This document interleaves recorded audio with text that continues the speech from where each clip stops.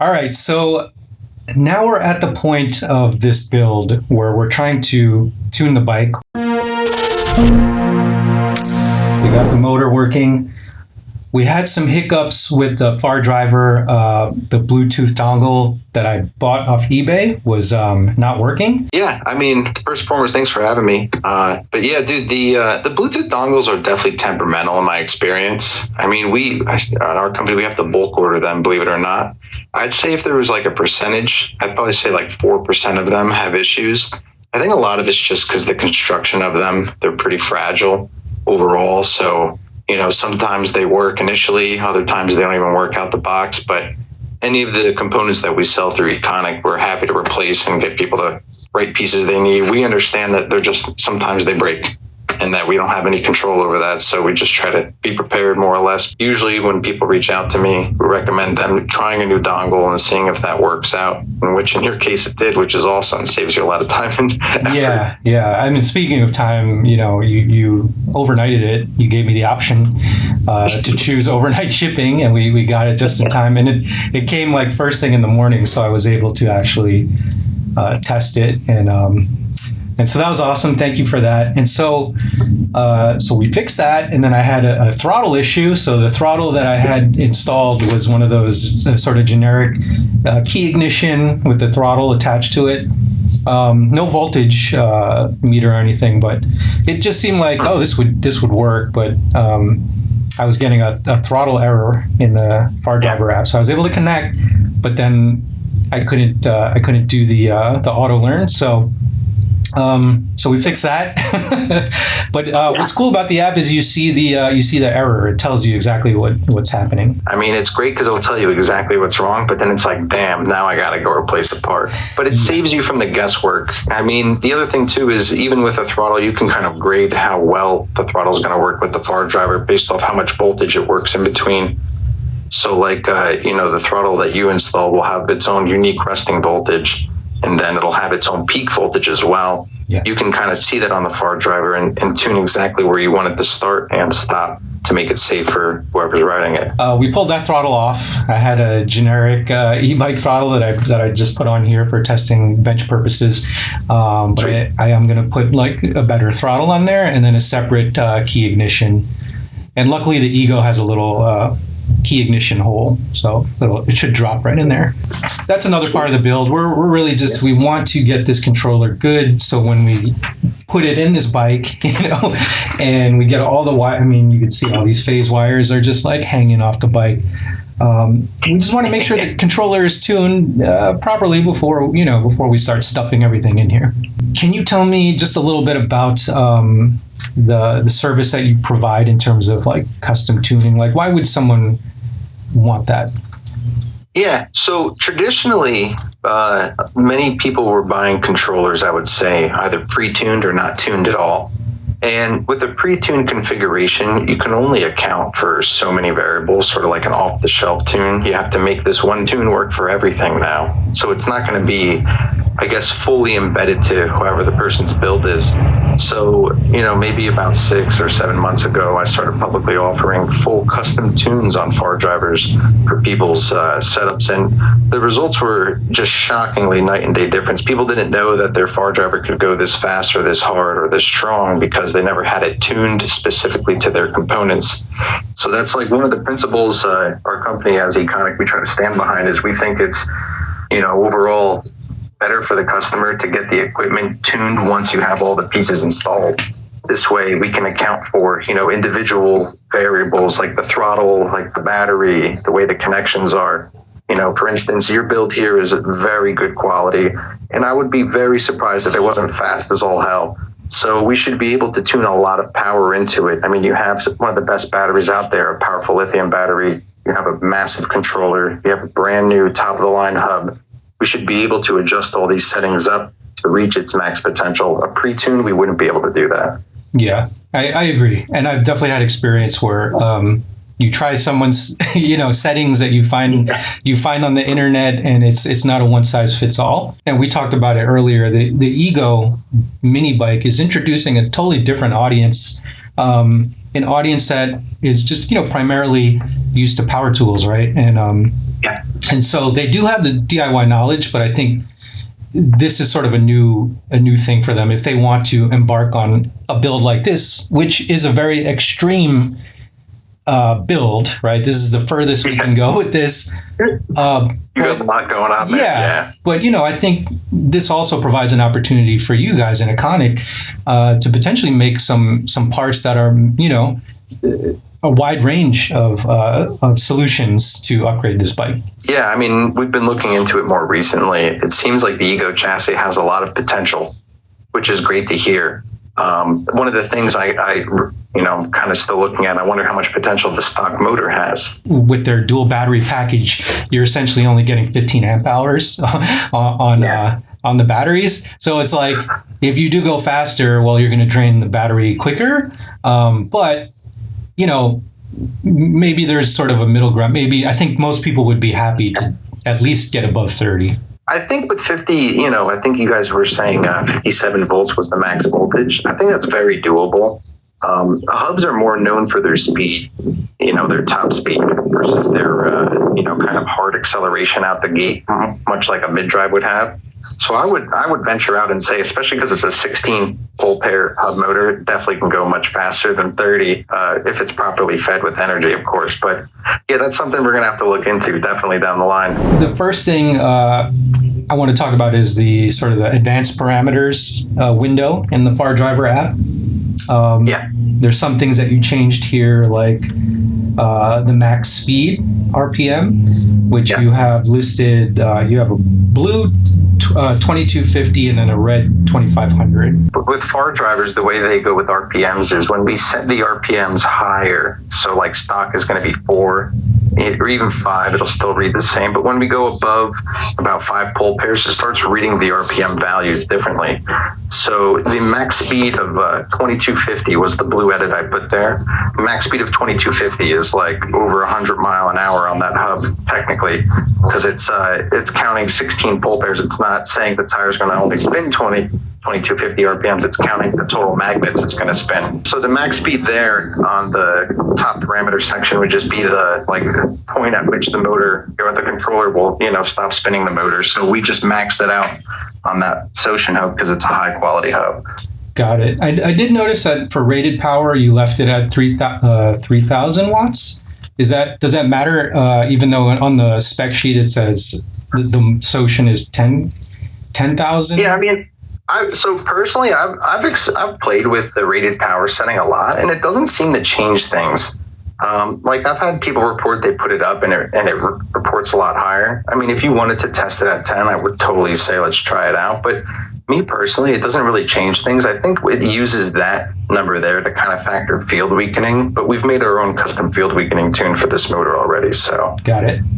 Okay, and then you have throttle acceleration step from 200 to 220. Yes. Yeah. So the big one with throttle acceleration stepper, whenever we're talking about, that we have to talk about throttle DEC step as well. And you'll see I changed that over to 224. So the highest value we can set is 224 for that parameter. And we always want our deceleration stepper to be slightly higher than our acceleration stepper. This way, the throttle wind down has more demand over the throttle wind up. Like when you let off the throttle, that's more important. So ideally, when we have the stepper set up, 224, 220, it gives you a very raw one-to-one feeling on the throttle. And then obviously we have the throttle, looks like the throttle voltage high and low. Default on them will be 1.1 or 1 volt on the Far Driver, and every throttle is different. The way we validate this is we go to the graph page of the controller and we see what the resting throttle voltage is. So I can kind of show you quickly here. So you see right here it says 0.81V, right? Uh-huh. So that's what we'll call resting throttle voltage. Meaning when we're not on the throttle, that's the amount of energy being pulled through it and sitting there. So what we do in the parameters is we set the start point for the throttle slightly above that. So in parameters, and this is a real tune I'm using, I have the throttle voltage set to 0.85, just a hair above that. And that creates almost no dead space, and it makes it so if you breathe on the throttle, it's going to start moving. Typically for people, I'll set it, a whole 0.1 above what the resting is. So like, I believe your resting voltage was like 0.82. So we went with 0.95 because that's much safer. Everyone runs them a little bit differently, but yeah, the throttle voltage is a good explanation to understand on how to properly tune. Ratios and speed. It looks like you kind of bumped everything up. Yeah, so ratios and speed is all about field weakening, and it explains in the controller's terms, what the motor is going to want power-wise.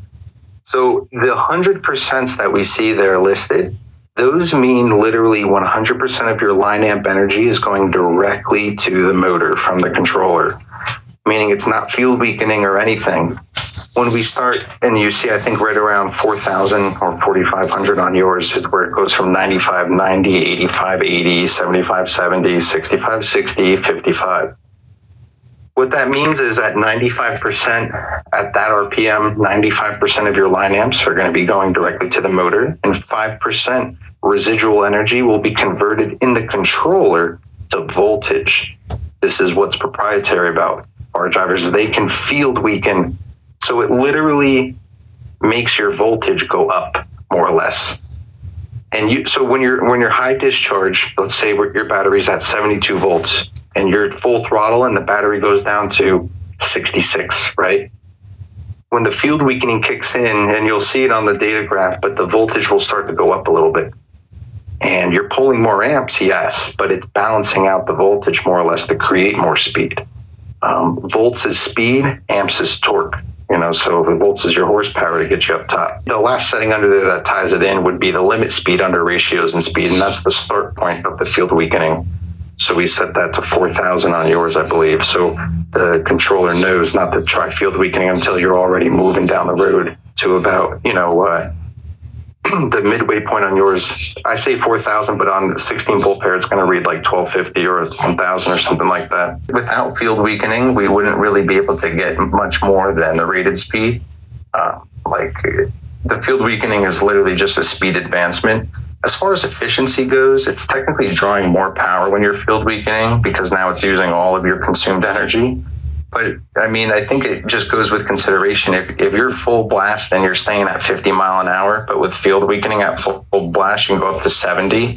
You're not going to be staying at 70. I mean, you're going to go up to 60 and then cruise down. And so I've noticed when I make the bike be able to go faster, I'm able to go farther simply just because I have more speed. We have the energy regenerate. Energy regenerate is the whole submenu on regen, and there's a few different ways to activate regeneration in the far driver. The first one's going to be through the brake sensor input, which most people option out of. The one that seems to be more popular is the off throttle, which is, I believe, what we have set up for you. Right. So the easy way to set up regen is to, under the simple settings in the far driver, there's a setting called energy feedback. And when you click on that, it's going to have a bunch of options. The option I tell most people to start with is EABS, or lose throttle EABS slightly, which means when you don't have the throttle on, it's going to slightly regen and slow you down. So with that, we set that as like a base for the regen, and then I went and modified it for you to match your battery's parameters a little bit. Usually we set free throttle to 1. And that's the start point for when the regen starts. So this way, if you have your throttle in just a little bit, the regen won't happen. But you have to be like truly off the throttle. But and then I also zeroed out the bottom 2 RPMs of your regen as well. So this way, when you're in a parking lot and you want to pull into a space, the bike doesn't come to a skirt and stop on you the whole time. You could actually roll around 5-10 mile an hour. And then we have the display, which I did just hook up today. And when I initially installed the display, I was like reading the speedometer was like going up to 123 miles per hour, and I was like, this is obviously wrong. So and then when I put your settings in, it fixed that. Yeah, the way that all the displays that far drivers use communicate, the speed is through one LIN communication. It's not CAN bus or anything. So it uses speed pulses is like the term there. So speed pulses is set by default to like 11 or 12 under the display menu settings, but when we lower them down to 3, seems to be like the perfect number for racers. 3 seems to be very accurate to what people want it to be. And then we have the setting underneath that. It says it was like 0 pulse as default, and we change it over to analog as well. The analog is just so it displays the information correctly to the display for it to read it. The hardest thing, believe it or not, the hardest thing about those displays people have is wiring them. The programming thing is like once you get it on and you can get it to show gear and speed, you've done all the hard work. The programming is easy. It's the wiring. And with yours, you had to hook the 1LIN wire up through the brown boost wire, correct? Yeah, that's correct. Yeah, very counterintuitive process. It's like positive, negative, and then brown boost. What? But the brown boost is actually the 1LIN communication wire for the controller, which is wild. Yeah, I've seen different wiring configurations where the light blue wire is the... Yeah, so the light blue is supposed to be like the analog speed wire, but I think what happened is, and I mean, if we look at far drivers, they've changed things over on the harnesses generationally. So like the older models, the 72360 and the 72530, which are still offered today, they use a generation 1 harness that would use that light blue display wire. But the generation 2 controllers that everyone knows and loves today, the blue body controllers that we all have, those have those, brown boost wire on them. Protect, we have low voltage protection and full battery cutoff. Yeah, so your powerful lithium battery actually has a much lower cutoff than what I realized before. When I was doing some research on it, and I forgot powerful lithium, they make the best batteries. Of course, their batteries can go much further, but for 72 volt batteries, these are, a Morge, Lycian, any pack you buy for that matter, 60.1 is the safe cutoff point for them. And this is for lithium ion batteries, of course. And if there's different chemistry cells, you're going to have to check the math and check the numbers on them. But most people are using lithium ion. Fullback CoF is full battery coefficient. And that is how do I explain this? That's like a value that we adjust up or down, and it reads the battery meter differently. So on your bike, when the battery is fully charged, we'll go into the far driver and we'll check our full back CoF setting, right? So if your battery is fully charged, 84 1 volts, and you go in the far driver and the battery meter only says 79, you would lower the full back CoF from 1250 stock down to 1225, and you would see it jump up to like 84, 85. So you keep lowering that full back CoF number until you get it to read 99%, not 100, 99.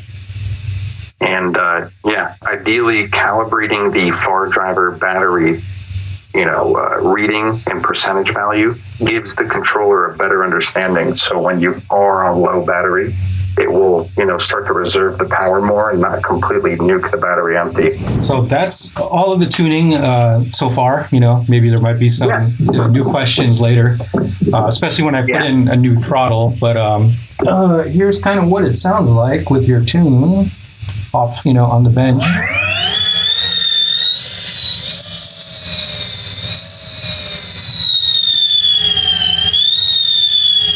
Now, everyone who's heard this comments like, wow, that sounds super cool. I've never really heard a motor that sounds like that.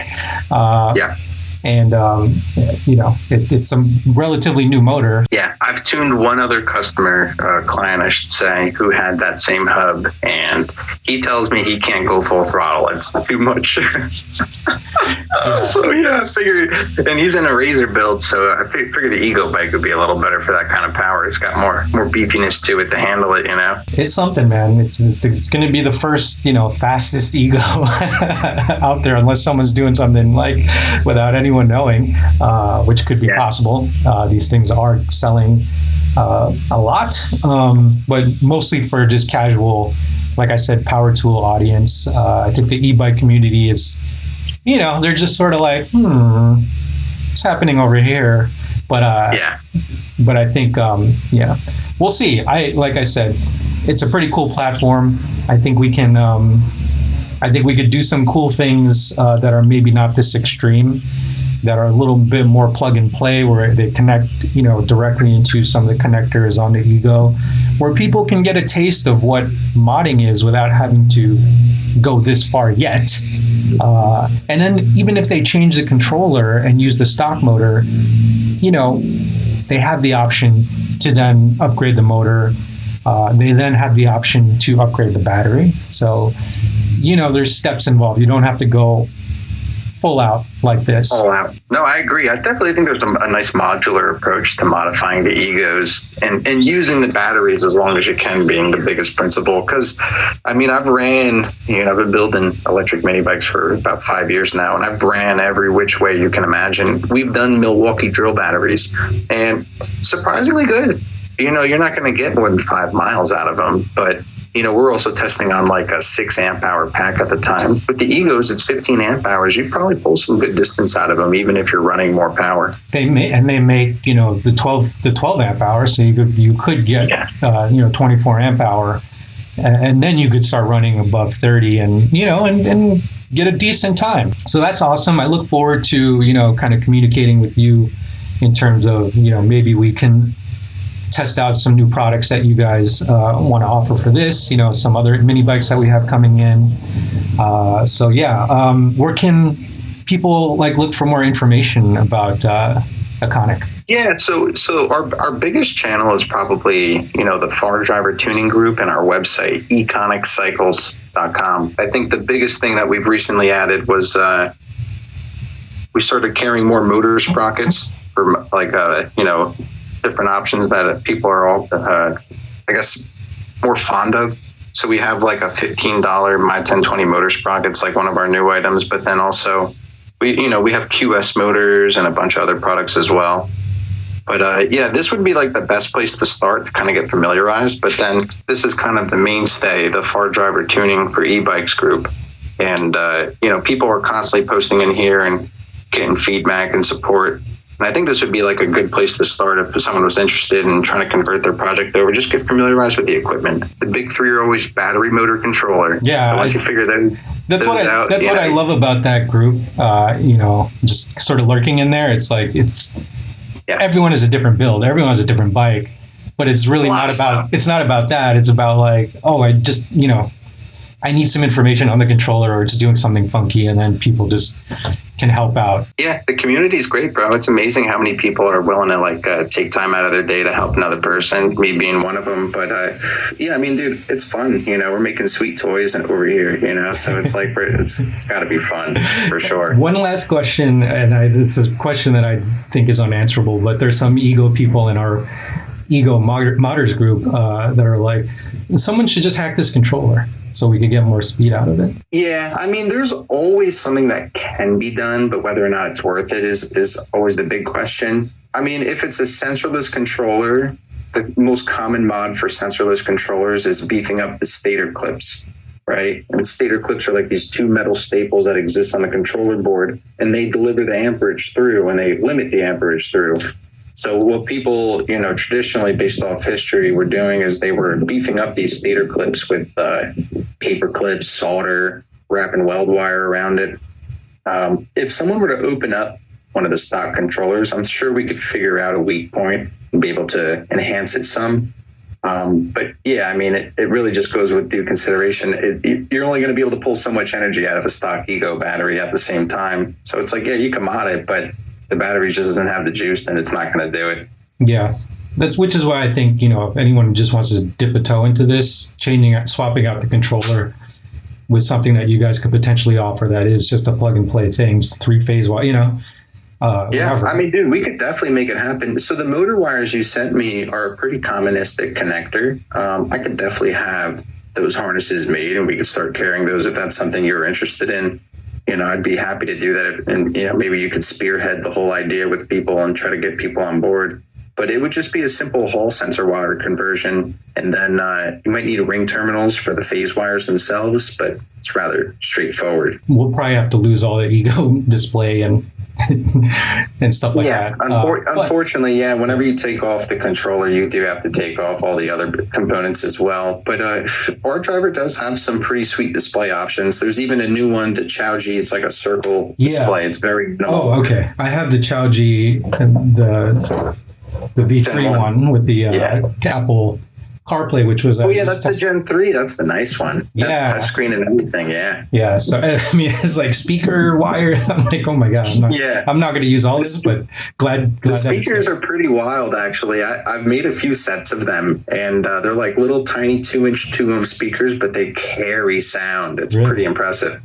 Yeah, you could hear with your helmet on while you're riding that speed. It's pretty impressive. Okay, maybe I will try to wire that up then. Yeah, I mean, I'll make you a set if you want, man. You're the homie. I'll make you one. They're pretty easy. I think I actually have a loose one here. I can kind of show you what they look like. So you're telling me the Apple CarPlay like navigation will play through the speakers?